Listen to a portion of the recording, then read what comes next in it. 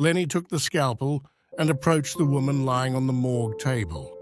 Her skin was pale and rather pink, which immediately puzzled him. "I just ask you to subscribe to the channel so you don't miss the next stories. But now, enjoy." Lenny, a young man with a history of broken dreams and difficult decisions, had grown up with a passion for music. As a child, his nimble fingers flowed over the piano keys, filling the house with melodies that made his family dream. His mother, Margaret, had always hoped that her son would become a famous pianist, a dream that she herself had never been able to realize. But life, as often happens, took an unexpected turn. Over time, Lenny began to have doubts about his musical future. Despite his mother's expectations, the young man felt attracted to something completely different. It was during a move to Boston in search of a better life that he met Amanda, a girl passionate about medicine. Amanda, with her energy and fascinating stories about her doctor father's profession, reawakened in the boy a latent interest in medicine.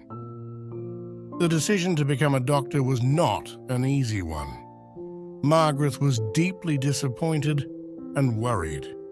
"Lenny, we've invested a lot in your musical education," she often told him. But he, determined to follow his new dream, enrolled in medical school. At first, studies were an arduous challenge, and he often cursed his choice to abandon music. However, over time, he discovered a fascinating world full of mysteries to unravel. The encounter with forensic medicine occurred almost by chance during a lesson on forensic pathology. It was love at first sight. The idea of revealing the secrets hidden in the bodies of the deceased intrigued him deeply. Lenny's mother was stunned by his decision to specialize in forensics, a profession she considered macabre and depressing. But Lenny was not deterred. Meanwhile, Amanda, who had initially shared the dream of studying medicine with him, changed her mind at the last moment, leaving him alone to continue his path. Their relationship broke down, and the boy found himself having to face the challenges of life alone. However, the young man did not falter. His determination led him to become one of the brightest students in his class. He had become an established forensic pathologist by the time Emily's case came to his desk. Emily, a young woman in her 30s, had been found dead and taken to the morgue with the presumed cause of a heart attack. But something wasn't right. The man carefully observed the woman's body, immediately noticing details that left him perplexed. A heart attack at this age?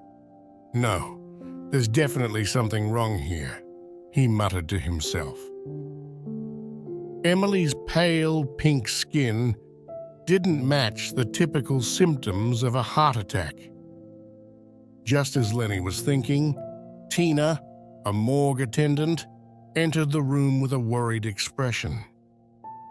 "Doctor, the deceased's husband asked not to perform the autopsy and to prepare the body for burial immediately," Tina said hesitantly.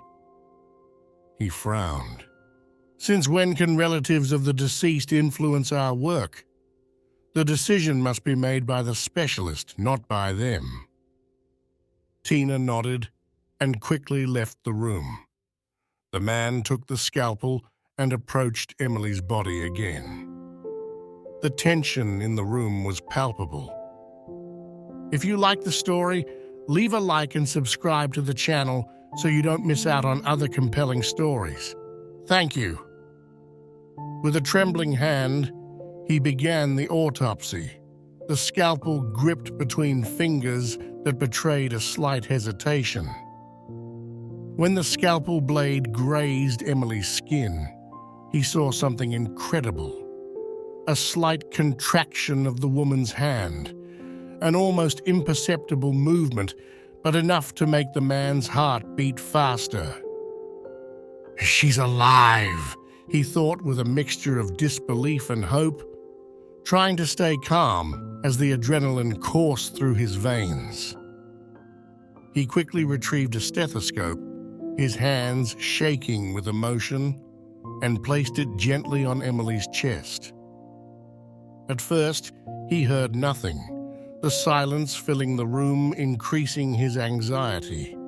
But then, moving the stethoscope to the right side of her chest, he distinctly heard a heartbeat, clear and decisive. The girl's heart was beating, but on the opposite side, a rare anomaly that Lenny recognized immediately. His breathing quickened, filled with a mixture of relief and urgency. News of Emily's miracle spread quickly. Local newspapers reported the case with great fanfare, praising Lenny's intuition and professionalism. Investigations revealed that the young woman had not died of natural causes, but had been poisoned with a plant poison. The person responsible was her own husband, George, a man she had loved and trusted blindly.